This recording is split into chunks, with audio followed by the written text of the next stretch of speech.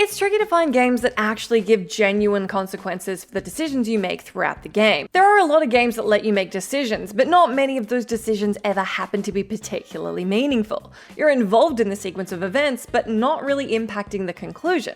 Franchises such as Mass Effect allow more influence by offering up decisions that can have substantial impact on how the games progress, while others simply add a morality system that affects how a protagonist impacts their world and its fellow inhabitants. Whether the player has any input or not though, the fact remains that the tiniest decision can sometimes have enormous repercussions.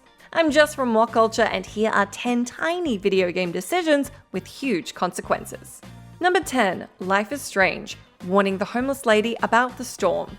When it comes to emotionally wrought narratives that are heavily influenced by the player's choices, this is the big one. Max Caulfield's story is powerful, poignant, joyful, and tragic. The thing that truly lends the game its weight is this: regardless of how things turn out, the player made it all happen. Max's extraordinary ability to manipulate time is explored in various intriguing ways, as the plot shifts and reverts to account for it.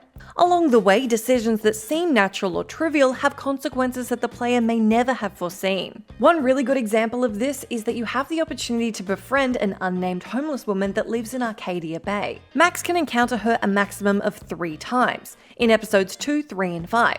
If she takes the time to speak with the woman and learn more about her, in episode 3, the player has the chance to warn her about the approaching storm. This may not seem to be a major decision, but she'll believe Max, and in episode 5, she'll have disappeared from her usual spot near the diner. Otherwise, Max will instead discover the woman's body there. In a sense, this series of events with a homeless woman really makes it apparent that there is a human toll connected with Max's choices, not just the cataclysmic ones. Number 9. Resident Evil. Jill doesn't give Barry his gun back. Jill Valentine and Barry Burton meet again just prior to the battle against the unfortunate Lisa Trevor. Wesker's meddling is revealed, at least some of it, and we learn that he manipulated Barry into betraying Jill by threatening his family. In the tense standoff in that underground lair, the player is given 2 options: give Barry back his gun or don't. This might seem like a simple decision. I mean, it's a pretty good gun, but refusing to give Barry back his gun means he can't defend himself against Lisa. In the Resident Evil remake, he is immediately knocked from the precarious platform to his death. The photograph of his family that he drops as he falls is heart-wrenching enough, but what are the implications for the rest of the series? Barry wouldn't have been there to rescue his daughter Moira Burton in Resident Evil Revelations 2 for one thing, and all because you wanted that mighty magnum. Number 8. BIOSHOCK. Harvesting Little Sisters. The wealthy Andrew Ryan founded the city of Rapture as a utopia for society's best and brightest, until they all became corrupted by Adam. A substance acquired from ocean creatures, this is the source of plasmids, the special powers you can collect and command in-game. To acquire Adam, the player must subdue the iconic Big Daddies and take it from the little sisters they're protecting. The choice to harvest or rescue is a tricky one. Harvesting will get you a bunch more Adam, but the little sister won't survive the process. With Atlas convincing the player that the little sisters aren't human anymore and doing so is necessary for survival, it's tempting to harvest them, but the consequences are surprisingly severe. If more than the tutorial little sister are harvested, the player is on course for the bad ending, in which Jack turns on them and Splicers take control of a US Navy submarine equipped with nuclear weapons. The implications for the world in this ending are devastating, and all because you wanted a little more resources to spend on upgrades. Number 7. Bloodborne. Taking survivors to LOSEFKA. If the player returns to their original starting point, LOSEFKA's clinic, a little later, they'll find themselves speaking to a kindly voice, identifying them as the Dr. LOSEFKA. She wishes the hunter luck on their hunt, but regrets she can't open the door to them as she has sick patients to tend to. After Father Gascon's defeat, though, imposter LOSEFKA secretly takes over the clinic. Like the lumpen creature in Odin Chapel, she will announce that she instead wants the hunter to send any survivors they find to her. LOSEFKA claims she will take care of any such unfortunate souls. Later in the game, it transpires that a few remaining survivors meet a grim fate if the player directs them to LOSEFKA. She experiments on them and on the true LOSEFKA, eventually transforming them into celestial minions. In classic From Software fashion, even if you reckon you're doing the right thing, what you're actually doing is transforming innocents into hideous alien blobs. Number 6. Heavy Rain. Ethan doesn't forgive Madison. Heavy Rain is most notable for its massive variety in endings. Tons of choices you make throughout the game can influence the characters' trajectories and even if they live or die. The relationship between Ethan and journalist Madison Page is just one that hangs in the balance. The pair meet several times over the course of the game, and on their fifth encounter, they have a heated argument where Ethan discovers that Madison had been gathering information on him in hopes of releasing a big scoop. The pivotal decision here is if you choose to forgive Madison as Ethan or not.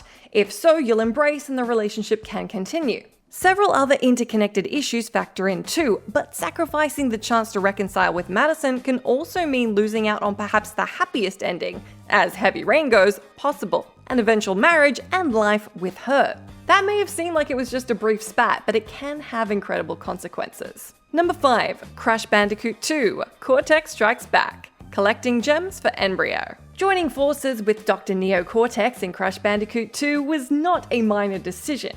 The interesting thing though is Embryo also returns from the original. In this game, he's working against his former associate. Like Coco, he contacts Crash in the game's hub world, beseeching him to collect the gems rather than the crystals, the latter being Cortex's prize of choice. With the power of the gems, Brio states, it's possible to focus a laser on Cortex's space station to destroy it. If players do manage to get them all, a secret ending shows that the space station is indeed destroyed. However, this ending, Cortex plummets to the ground and inadvertently shatters the seal to Uka Uka's underground prison, is revealed to be the canon beginning of the next game, Crash Bandicoot Warped. It's a small decision that seems to just be about tackling optional objectives, but it actually sets up the rest of the series, so kind of a big deal. Number 4. Hades. Bonding with everyone inside the House of Hades and the Olympian gods. Hades' character building surprised many genre fans. With each return to the House of Hades, one of its NPCs, from lovesick warrior Achilles to the crotchety Hades himself, will have something new to say, providing an interesting new branch of the narrative to help unravel. By offering gifts and taking time to speak with them all, the player will be amply rewarded with keepsakes and even companions to aid him in battle. Side quests and great swaths of the narrative can be unlocked by taking the time to get to know these characters. The true ending, involving the estranged Hades and his Olympian family, can only be unlocked by developing these relationships, which takes time and requires a different objective to be completed for each character. The same is true for unlocking the legendary weapon of each class. Put simply, there's a surprising amount riding on the player's willingness to engage with what originally seems to be a completely optional part of the game. Number 3. Fire Emblem Three Houses. Skipping DEDUE'S Paralogue.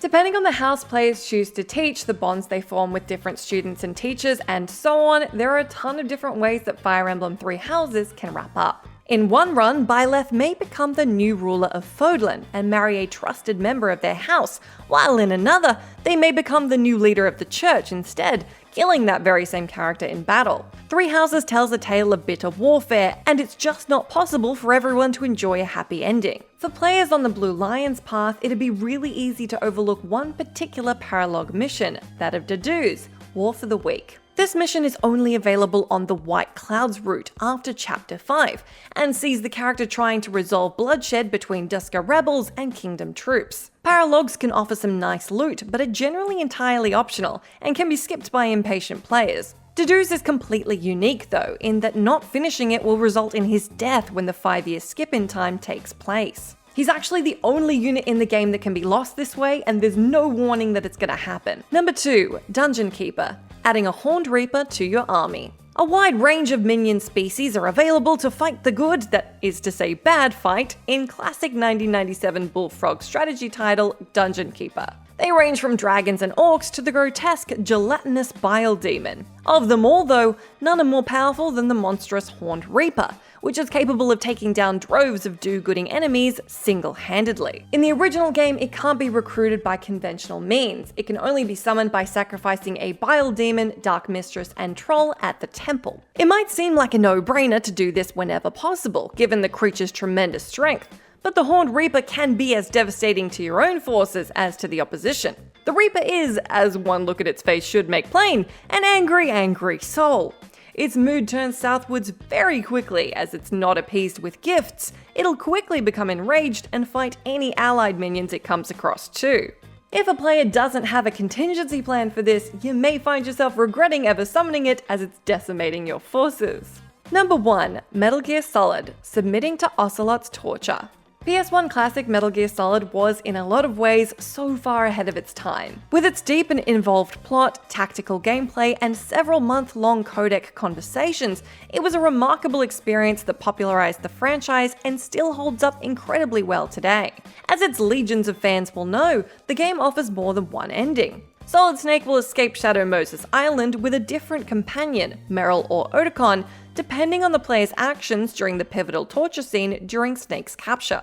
At the mercy of Revolver Ocelot, he's subjected to several bursts of controller vibrating electricity, with the player having to mash a specific button to ensure his survival. Here's the rub though, at any time during this, the player could hit another button to end the segment. Players whose health was running low and didn't want an unceremonious game over could be easily tempted to hit it, perhaps unaware of how much influence this small decision would have over the fate of Meryl Silverburr, who would ultimately die as a result of this choice. On top of which, this decision also changed the special item Snake would carry into New Game Plus, the infinite ammo bandana from Meryl, or the stealth camouflage if escaping with Otacon. And that's it from me. Do let me know if you can think of any other tiny video game decisions that actually have huge consequences. As always, I've been Jess from WhatCulture. Thank you so much for hanging out with me. If you like, you can come say hi to me on my Twitter where I'm at Jess McDonald, but make sure you stay tuned to us here for plenty more content.